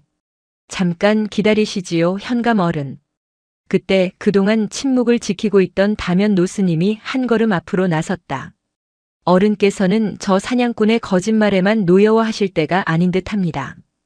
다면 스님의 목소리는 늙었지만 그 안에는 아무도 거스를 수 없는 무게감이 실려 있었다. 현감은 자신도 모르게 그 기세에 눌렸다. 무슨 소리냐 노승은. 다면 스님은 현감을 똑바로 바라보았다. 그 시선은 마치 현감의 가장 깊은 곳, 가장 숨기고 싶은 비밀을 꿰뚫어 보는 듯 했다. 어른께서는 어찌하여 이 낙조암 근처에서 백호가 나왔다는 허무맹랑한 소리를 그리도 쉽게 믿으셨습니까? 그것이야. 이 산에는 백호가 살지 않습니다. 어른께서도 잘 아실 터입니다. 다면 스님이 말을 잘랐다. 그럼에도 어른께서 이 산의 일에 이토록 집착하시고 이 절의 일에 이토록 분노하시는 연유는. 다면 스님은 고개를 돌려 무진을 바라보았다. 아마도 8년 전의 일과 무관하지 않기 때문이겠지요. 그 말이 떨어지는 순간 현감의 얼굴에서 모든 핏기가 사라졌다. 시간이 멈춘 듯 했다. 현감의 눈동자가 공포로 흔들렸다. 그는 자신을 꿰뚫어 보는 다면 스님의 시선을 피하려 했지만 마치 거대한 바위에 짓눌린 듯 몸을 움직일 수 없었다. 8년 전이라니 노승이 노망이 들었는가. 나는 8년 전 이곳에 있지도 않았느니라. 현감의 목소리는 날카롭게 떨리고 있었다. 그것은 분노가 아닌 필사적인 부정이었다. 그러하십니까? 다면 스님이 천천히 입을 열었다. 그의 목소리는 낮고 느렸지만 마당에 모인 모든 사람의 귀에 똑똑히 들렸다. 8년 전, 늦가을 첫눈이 내리던 새벽이었지요. 다면 스님은 무진을 바라보며 마치 오래된 이야기를 들려주듯 말했다. 그날 이 낙조암의 부리문 앞에는 거친 포대기에 쌓인 갓난아이가 하나 버려져 있었습니다. 무진은 숨을 멈췄다. 자신의 이야기였다. 주지인 원경 스님이 그 아이를 발견하고 절 안으로 거두었지요. 그때 저는 보았습니다. 다면 스님은 현감에게로 다시 시선을 돌렸다. 아이가 버려진 그 자리에는 아직 마르지 않은 선홍색 핏자국이 점점이 찍혀 있었습니다. 그리고 그 핏자국은 산 아래로 향하는 길을 따라 이어져 있었지요. 아이의 어미는 아이를 버린 것이 아니었습니다. 그녀는 누군가에게 끔찍하게 쫓기고 있었습니다. 그녀는 마지막 힘을 다해 이 절의 문턱까지 아이를 데려왔고 자신이 아닌 아이의 목숨을 이 절의 자비에 맡긴 것이었습니다. 보원보살은 이 처음 듣는 이야기에 소리 없이 눈물을 흘리며 무진의 손을 더욱 세게 잡았다. 그리고 저는 또한 보았습니다. 다면 스님은 현감을 따르던 기병들 중 가장 나이가 많아 보이는 한 군관을 날카롭게 지목했다. 그날 새벽 아이의 어미를 뒤쫓던 자들을 말입니다. 그들은 비록 지금처럼 화려한 갑옷을 입지는 않았지만 그들의 눈빛과 그들이 휘두르던 칼은 바로 관의 군인들이었습니다. 지목당한 군관의 얼굴이 사색이 되었다. 그는 현감의 눈치를 살폈다. 현감이 말에서 뛰어내리듯 내려와 소리쳤다. 이 무슨 해괴한 소리냐? 영모라도 꾀하려는 것이냐? 8년 전의 일을 가지고 어찌 감히 나를 걸고 넘어지는 것이냐? 현감 어른. 다면 스님이 현감의 바로 앞까지 다가섰다. 그때 그 군졸들을 이끌던 젊은 장교 하나가 아이의 어미가 사라진 숲을 향해 이렇게 소리치는 것을 이 늙은 중의 귀로 똑똑히 들었습니다. 다면 스님은 숨을 골랐다. 그리고는 8년 전 그 장교의 목소리를 흉내내듯 차갑고 잔인한 목소리로 말했다. 역적의 아내는 살려두지 마라. 그 핏줄은 하나도 남김없이 찾아내어 대를 끊어야 한다. 그 장교는 아이를 거둔 이 절을 향해서도 한참을 분노를 이기지 못하고 칼을 겨누었지요. 하지만 차마 산문 안으로는 들어오지 못하고 언젠가 반드시 이 절의 모든 것을 샅샅이 뒤질 것이다라는 말을 남기고 돌아갔습니다. 다면 스님은 현감의 눈을 피하지 않고 마지막 말을 이었다. 어른. 8년의 세월이 흘러 그때의 그 젊은 장교는 이제 이 고을의 현감이 되어 돌아오셨습니다. 그리고 백호라는 구실을 만들어 8년 전 다짐했던 대로 이 절을 샅샅이 뒤지러 오신 것이 아닙니까? 진실이 가장 잔인한 방식으로 폭로되었다. 무진은 그 자리에 주저앉았다. 자신이 그저 버려진 아이가 아니었다. 자신은 역적의 핏줄이었다. 자신을 쫓던 사람들이 있었고 어머니는 자신을 살리기 위해 어쩌면 자신 때문에 목숨을 잃었을지도 모른다. 원경 스님은 망연자실했다. 무진의 존재 자체가 이 절을 파멸시킬 수 있는 거대한 비밀이었음을 깨달았다. 현감은 아니 8년 전에 그 장교는 이제 얼굴에 피가 몰려 터질 듯한 표정으로 다면 스님을 노려보았다. 그의 손은 허리춤에 칼자루를 움켜쥐고 있었다. 네, 이 늙은 요승이. 이 늙은 요승이 감히 실성한 소리로 관을 모욕하고 군의 기강을 흐리는구나. 현감은 칼을 반쯤 뽑아들었다. 붉은 술이 달린 칼자루가 햇빛에 번뜩였다. 그를 따르던 기병들이 일제히 창을 고쳐 잡고 스님들을 겨누었다. 일촉즉발의 상황이었다. 죽여라. 저 노승의 입을 찢어라. 현감 어른. 그때 현감의 폭언을 막아선 것은 원경 스님이 아니었다. 그만두시지요. 그것은 8년 전에 이를 지목당했던 늙은 군관, 박 군관이었다. 그는 말에서 내려 현감의 앞을 가로막았다. 박 군관, 내 놈이 감히. 어른, 박 군관의 눈에는 눈물이 고여 있었다. 이제 그만하셔야 합니다. 8년입니다. 8년이면 죽은 이의 넋도 위로받을 시간입니다. 비켜서지 못할까? 노스님의 말씀이 맞습니다. 박 군관의 이 한마디는 현감의 마지막 버팀목을 무너뜨렸다. 그는 털썩 무릎을 꿇었다. 그날 그 여인은 역적이 아니었습니다. 그저 남편이 영모에 휘말려 억울하게 죽자 갓난아이를 데리고 도망치던 가련한 부인이었습니다. 우리는 그저 상부의 명을 따랐을 뿐이지만 그 여인을 죽음으로 몰고 간 것은 맞습니다. 박 군관은 고개를 돌려 무진을 바라보았다. 그 여인은 낭떠러지에서 스스로 몸을 던지기 전 이 절을 향해 3번을 절했습니다. 아이를 거두어 주어 고맙다는 무언의 절이었습니다.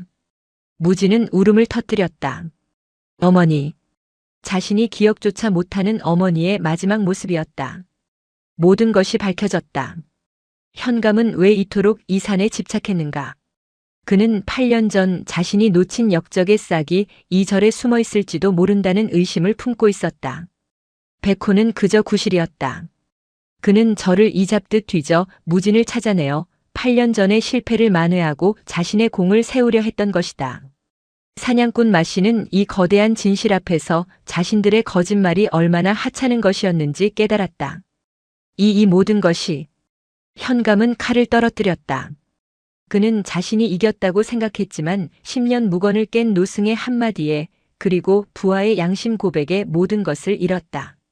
그때 원경 스님이 무진을 부추겨 일으켰다. 그는 현감에게 다가가지 않았다. 대신 마당에 모인 모든 사람을 향해 말했다. 모두 들으셨을 것입니다. 원경 스님의 목소리는 굳건했다. 이 아이 무진이는 역적의 핏줄이 아닙니다. 그는 무진의 어깨를 잡았다. 이 아이는 자신을 살리기 위해 모든 것을 희생한 한 위대한 어미의 아들입니다. 그리고 원경 스님은 산을 가리켰다. 그리고 며칠 전 우리는 또 한 어미를 보았습니다. 사냥꾼에게 쫓겨 새끼를 잃을 위기에서 자신도 깊은 상처를 입고도 그 새끼를 찾기 위해 모든 것을 걸었던 산군, 또 다른 어미를 말입니다. 원경 스님은 무진을 바라보았다. 무진이는 그 짐승의 마음에서 자신을 살렸던 제 어미의 마음을 보았던 것입니다. 그래서 그 흉포한 짐승을 두려워하지 않고 자신의 옛 모습처럼 여겨 그 차가운 몸을 품에 안았던 것입니다. 자비는 종을 가리지 않습니다. 원경 스님의 목소리에 힘이 실렸다. 8년 전 한 인간 어미가 이 절의 문턱을 믿고 아이를 맡겼습니다. 그리고 며칠 전 한 짐승 어미가 이 절의 문턱을 믿고 제 새끼가 품어지는 것을 멀리서 지켜보며 기다렸습니다. 그는 현감을 바라보았다. 현감 어른. 어른께서는 이 아이를 역적의 싹이라 하셨지만 이 아이는 두 어미의 믿음과 희생이 틔워낸 이 산의 가장 귀한 생명의 싹입니다. 현감은 아무 대답도 하지 못했다. 그는 완전히 패배했다. 원경 스님은 현감과 기병들 그리고 사냥꾼들을 향해 합장했다. 낙조암은 이 아이를 지킬 것입니다. 어른들의 그릇된 탐욕과 오해로부터 8년 전의 낡은 원한으로부터 이 아이의 생명을 지킬 것입니다. 그것이 이 절의 존재 이유이며 8년 전 그 어미의 믿음에 대한 저희의 대답입니다. 그는 무진의 손을 잡고 돌아섰다. 현감 어른. 이제 산에서 내려가시지요. 이 산은 어른의 것이 아닙니다. 현감은 떨리는 손으로 칼을 주었다. 그는 아무 말 없이 말에 올라탔다. 박 군관과 기병들도 고개를 숙인 채 그 뒤를 따랐다. 그들이 떠나는 뒷모습은 8년 전 의기양양하게 숲을 뒤지던 그들의 모습과는 너무나도 달랐다. 현감이 떠나고 사냥꾼들이 관하로 압송된 후 낙조암에는 비로소 평화가 찾아왔다. 하지만 그것은 예전과 같은 고요함이 아니었다. 모든 진실을 알게 된 스님들은 더 이상 무진을 주워온 아이로 보지 않았다. 무진은 낙조암의 근원과도 같은 존재, 절이 지켜야 할 가장 소중한 가치를 상징하는 존재가 되었다. 마을 사람들도 소문을 통해 진실을 알게 되었다. 그들은 자신들이 요승이라 돌을 던지려 했던 그 동자승이 사실은 자신들을 현감의 폭정과 사냥꾼들의 탐욕에서 구해준 은인임을 깨달았다. 그들은 자신들의 어리석음을 참회하며 이전보다 더 많은 공양미와 시주를 들고 낙조암을 찾았다. 무송마을의 허 의원은 무진의 어깨에 상처를 직접 돌봐주며 이 아이는 사람의 상처뿐 아니라 산의 상처까지 껴안은 아이라며 칭찬을 아끼지 않았다. 무진은 영웅이 되었지만 그의 일상은 달라지지 않았다. 그는 여전히 가장 먼저 일어나 범종로에 올랐고 마당을 쓸었으며 공양간의 일을 도왔다. 다만 한 가지 변한 것이 있었다. 그는 더 이상 불이문 문턱을 볼 때마다 자신을 버리고 간 어미를 원망하지 않았다. 대신 자신을 살리기 위해 모든 것을 바쳤던 어미의 사랑을 느꼈다. 그리고 자신을 대신해 창을 맞으려 했고 어미 호랑이의 고통을 외면하지 않았던 자신의 그날 밤을 조용히 긍정할 수 있게 되었다. 그렇게 몇 해의 시간이 흘렀다. 무진은 이제 동자승의 티를 벗고 늠름한 청년 스님이 되어 있었다. 원경 스님은 그에게 주지 자리를 물려주고 다면 스님이 머물던 깊은 선방으로 들어갔다. 다면 스님은 몇 해 전 무진이 깎아준 작은 나무 호랑이를 손에 쥔 채 평화롭게 입적했다. 어느 이른 봄날 아직 잔설이 녹지 않은 새벽이었다. 무진은 여느 때처럼 마당을 쓸고 있었다. 그가 부리문 앞 8년 전 자신과 서리가 처음 만났던 그 문턱을 쓸어내리던 순간이었다. 그는 빗자루질을 멈췄다. 문지방 위 정확히 그가 발견되었던 그 자리에 이른 봄에는 도저히 피어날 수 없는 붉고 탐스러운 산작약 한 송이가 놓여 있었다. 그것은 허 의원이 호랑이의 상처를 치료하기 위해 그토록 귀하게 여겼던 바로 그 약초였다. 무지는 꽃을 집어들었다. 아직 아침 이슬이 채 마르지 않은 갓 꺾인 꽃이었다. 그는 고개를 들어 절 너머의 산을 바라보았다. 산은 말이 없었다. 하지만 무지는 들을 수 있었다. 저 멀리 가장 깊은 골짜기에서부터 낮고 묵직하게 울려 퍼지는 소리. 크엉. 그것은 분노의 포효도 슬픔의 울부짖음도 아니었다. 그것은 상처가 다 나은 건강한 산의 주인이 보내는 긴 세월을 넘어선 안부의 인사였다. 내가 지킨 것이 나를 지켰다. 내가 받은 믿음이 나의 믿음이 되었다. 무지는 산작약을 가슴에 품었다. 그리고 자신을 쫓던 현감의 칼도, 자신을 핥히던 서리의 발톱도, 자신을 구했던 어미의 희생도 그 모든 것을 조용히 끌어안았다. 그는 약함을 품는 손이 진짜 강함이며 자비는 종을 가리지 않고 받은 믿음은 반드시 돌아온다는 것을 자신의 삶으로 증명해내고 있었다. 무진. 그의 이름처럼 끝없는 그 길 위에서 무진은 조용히 미소 지었다. 영상이 마음에 드셨다면 구독과 좋아요, 댓글 부탁드립니다.